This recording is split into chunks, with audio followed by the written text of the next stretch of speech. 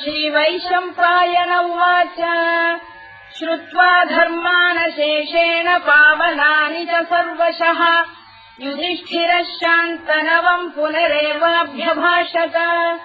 युधिष्ठिर उवाच किमेकम् दैवतम् लोके किम् वाप्येकम् परायणम् सुवन्तः कङ्कमर्चन्तः प्राप्नुयुर्मानवा शुभम् को धर्मः सर्वधर्माणाम् भवतः परमो मतः किम् जपन्मुच्यते जन्तुर्जन्म संसारबन्धनात्।